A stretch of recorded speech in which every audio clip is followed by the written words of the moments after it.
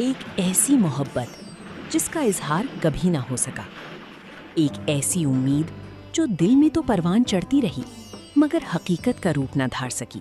P T V کے سنہرے دور میں نشر کی جانے والی ڈرامہ سیریز قاسمی کہانی میں پیش کیا جانے والا کھیل احسان بھی ایک ایسی ہی کہانی تھی۔ آپ دیکھ رہے ہیں جھروکا ٹی وی، جہاں ہم کرتے ہیں پرانی یادوں کا سفر۔ کل صاحب نے سپرنٹینڈنٹ صاحب کو چاڑا اس بات پر۔ تو اس سے کیا فرق پڑتا ہے جی؟ ایک سمجھدار ماتحت پر افسر کی جھاڑ اتنی اثر کرتی ہے جی جتنا چھانے میں پانی، یعنی ادھر سے ڈالو ادھر سے نکل جاتا ہے جی۔ اور اگر افسر لکھ کے رپورٹ کر دے پھر سرکاری دفتر میں اس سے کیا فرق پڑتا ہے؟ ایک ایسی داستان جس میں نہ شور تھا نہ ڈرامائی ہنگامہ، مگر اس کے باوجود یہ ڈرامہ ناظرین کے دلوں میں ہمیشہ کے لیے گھر کر گیا۔ آج جھروکا ٹی وی میں ہم تازہ کریں گے اس یادگار ڈرامے کی یادیں جس کا آخری منظر آج بھی بہت سے ناظرین کو یاد ہے۔ پاکستان ٹیلی ویژن کا سنہرا دور معیاری ادب، مضبوط کہانیوں اور یادگار کرداروں کے حوالے سے ہمیشہ یاد رکھا جائے گا۔ اس زمانے میں ڈرامے صرف تفریح کا ذریعہ نہیں ہوتے تھے، بلکہ معاشرے، انسانی نفسیات اور زندگی کی حقیقتوں کی ترجمانی بھی کرتے تھے۔ یہ ایک مفروضہ ہے اور یہ کس طرح سے ہیں یا ہو رہی ہیں یہ ایک حقیقت ہے۔ میرا آج دن ٹھیک کہہ رہا ہے، اگر تمہیں سرکاری کوارٹر چاہیے تو اس سے متعلقہ سب لوگوں سے خود ملو، ان کی خاطر خدمت کرو، ان کو مال لگاؤ، مال۔ اسی روایت کا ایک خوبصورت سلسلہ تھا قاسمی کہانی۔ اس سلسلے میں عظیم افسانہ نگار احمد ندیم قاسمی کی منتخب کہانیوں کو ٹیلی ویژن کے لیے پیش کیا گیا۔ قاسمی صاحب کی تحریروں کی خاص بات یہ تھی کہ وہ عام انسانوں کی زندگیوں میں چھپے غیر معمولی جذبات کو نہایت سادگی سے بیان کرتے تھے۔ احسان بھی ایسی ہی ایک کہانی تھی۔ دفتر ٹائم کے بعد میرے ساتھ چلنا، میں تمہیں بتاؤں گا کہ یہ سب کچھ کیسے کرنا ہے، لیکن مشورہ مفت نہیں ہوگا۔ بزرگوں نے کہا ہے کھلا کھاؤ لیکن مل کے کھاؤ۔ نہیں یار، معروف شاعر اور ڈرامہ نگار امجد اسلام امجد نے اس ڈرامے کو ڈرامائی قالب میں ڈھالا، جبکہ ایوب خاور نے اسے اپنی ہدایت کاری اور پروڈکشن کے ذریعے ناظرین تک پہنچایا۔ ڈرامہ احسان کی کہانی اپنی سادگی میں ایک عجیب سی کشش رکھتی ہے۔ یہ کسی بڑے حادثے یا پیچیدہ سازش کی کہانی نہیں، بلکہ روزمرہ زندگی کے چند عام انسانوں کے جذبات کی ایک نہایت باریک تصویر ہے۔ تو لائن میں لگ کے انتظار کرو۔ تم جیسے کچھ لوگ ہیں جو 6 سال سے یہی کچھ کر رہے ہیں۔ میرا آج دن یاد چائے پلاؤ۔ اچھا صاحب، یہ تمہارا باؤ اویس تو بالکل ہی سیدھا ہے۔ میں اتنے پیسے کہاں سے لاؤں گا؟ عزم الحق ایک شریف، سنجیدہ اور باوقار شخص ہیں جو ایک دفتر میں ملازمت کرتے ہیں۔ اسی دفتر میں ان کے دوست سہیل احمد بھی کام کرتے ہیں۔ دونوں کے درمیان اچھے تعلقات ہیں۔ سہیل احمد اکثر اس کو دفتر کے معاملات میں سمجھاتے، نئے دور کے ساتھ چلنے کی گر بتاتے اور روزمرہ زندگی کے مسائل پر بھی بات کرتے۔ عزم الحق کو رہنے کے لیے جگہ کی تلاش ہوتی ہے۔ سہیل احمد ان کے لیے ایک مکان کا انتظام کرتے ہیں۔ یہ ایک عام سا گھر ہوتا ہے، مگر قسمت یہاں ایک نئی کہانی لکھنے والی ہوتی ہے۔ بستر ہے، ہر چیز ہے، برتن ہے، کوئی چیز نہیں چاہیے۔ جوانات سے میں ابھی کہہ دیتا ہوں، وہ صفائی کر دے گا، اور کوئی اگر کھانے پینے کی چیز منگوانی ہو تو اسی سے منگوا لینا۔ یہ ساتھ جنرل اسٹور بھی ہے۔ بڑی مہربانی یار تیری، بڑا احسان ہے تیرا۔ دوستوں کا حساب زبان پہ نہیں دل میں رکھتے ہیں۔ یہ لے چابی۔ اسی گھر کی دیوار کے دوسری طرف عارفہ صدیقی اپنے بیمار والد کے ساتھ رہتی ہیں۔ والد فالج کے مرض میں مبتلا ہیں اور عارفہ ان کی خدمت اور دیکھ بھال میں مصروف رہتی ہیں، ساتھ ہی ایک نجی اسکول میں ملازمت بھی کرتی ہیں۔ ایک دن اچانک ان کے والد کی طبیعت خراب ہو جاتی ہے۔ گھر میں فوری مدد کی ضرورت ہوتی ہے۔ عارفہ دیوار میں موجود روشن دان سے عزم الحق کو آواز دیتی ہیں اور مدد کی درخواست کرتی ہیں۔ یہی وہ لمحہ ہوتا ہے جہاں سے ایک نئی کہانی جنم لیتی ہے۔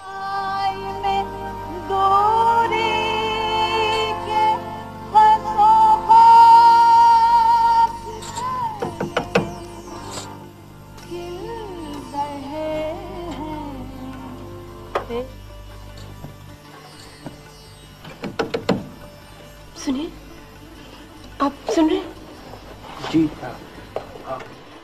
इब्तिदा में सिर्फ जरूरत के तहत होने वाली गुफ्तगू आहिस्ता आहिस्ता एतिमाद में बदलने लगती है। आरफा पर्दे का खास ख्याल रखती हैं, लेकिन फिर भी दोनों के दरमियान एक एहतराम भरा ताल्लुक कायम हो जाता है। वक्त गुजरता है, बातचीत बढ़ती है, एतिमाद गहरा होता जाता है और आजमुल हक के दिल में खामोशी से मोहब्बत जन्म लेने लगती है। अरे इतनी जल्दी आ गया? फासला था ही कितना? कौन सा फासला?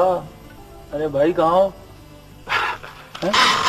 कहीं नहीं यार, मैंने कहा होना है। अजमुल हक का किरदार दरअसल एक ऐसे इंसान की नुमाइंदगी करता है जो मोहब्बत का इजहार करने से घबराता है, ख्वाब देखता है, मगर उन्हें जुबान देने की हिम्मत नहीं कर पाता। अजमुल हक ने इस किरदार की झिझक, संजीदगी और अंदरूनी कैफियत को बड़ी खूबसूरती से पेश किया।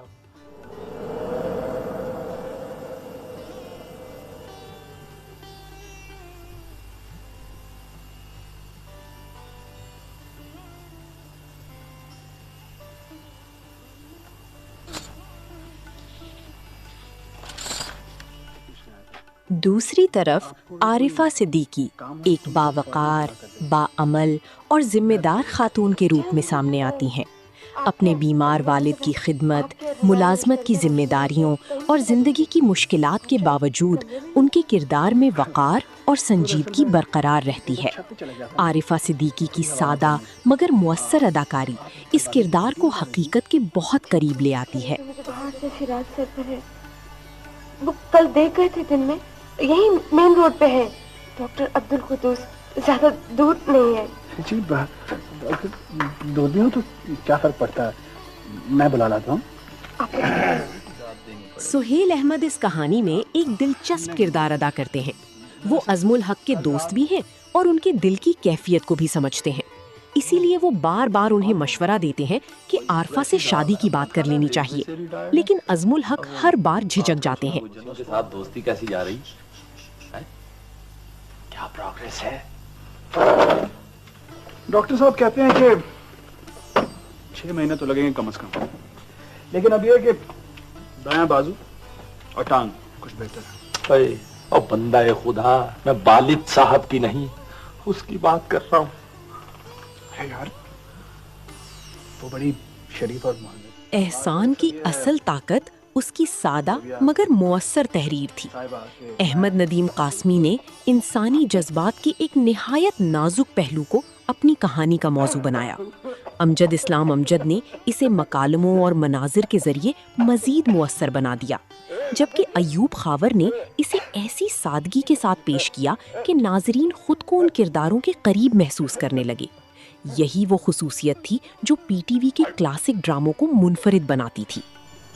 बात दरअसल ये है सबिया साहिबा कि मैं एक मिनट।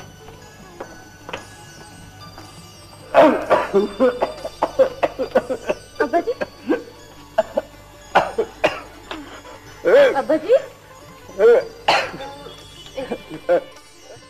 फिर कहानी एक ऐसे मकाम पर पहुंचती है जहां नाजरीन को महसूस होने लगता है कि शायद अब दोनों की मंजिल एक ही है। एक दिन आरिफा खुद अजमुल हक से कहती हैं कि वो उनसे एक अहम बात करना चाहती हैं। वो कहती हैं कि एक अकेली औरत के लिए मुआशरे में जिंदगी गुजारना आसान नहीं। अब उन्हें शादी के बारे में संजीदगी से सोचना चाहिए। आपको पता है ऐसा, इस भरी दुनिया में किसी और से बात करने का हौसला भी नहीं कर सकते। पता नहीं क्यों आपसे बात करके कुछ वैरियत का एहसास नहीं होता मुझे।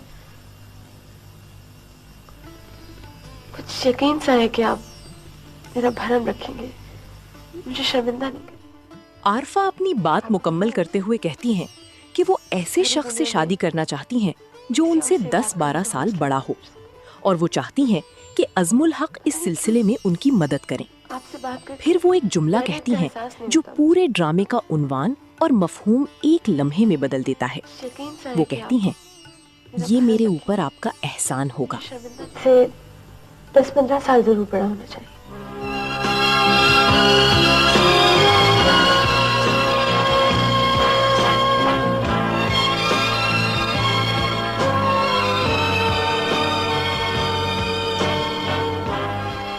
असल में आप ये अल्फाज सुनते ही अज़मुल हक की दुनिया जैसे थम जाती है। जिन जज्बातों को वो मोहब्बत समझ रहे थे, उन्हें दूसरी तरफ से सिर्फ एतमाद और भरोसे की नज़र से देखा जा रहा था। कुछ लम्हों की खामोशी के बाद वो आहिस्ता से सिर्फ एक लफ्ज़ अदा करते हैं, आपकी और मेरी एहसान। कुछ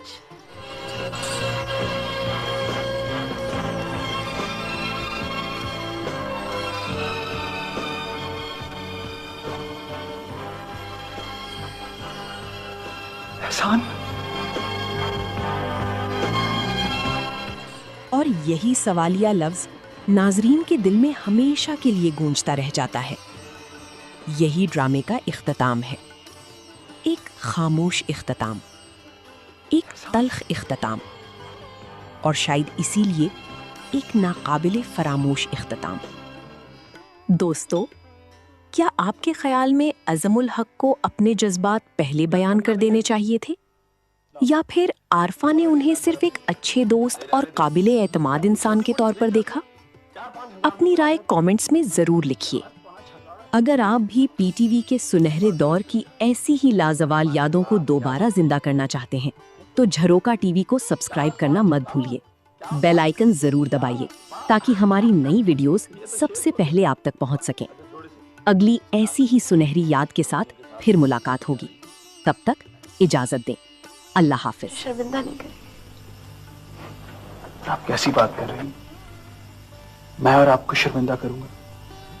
मैं और आपका भरम नहीं रखूंगा। मैं और आप, मेरा मतलब है मैं तो आपके लिए। ये है झरोका टीवी, जहां यादें जिंदा रहती हैं।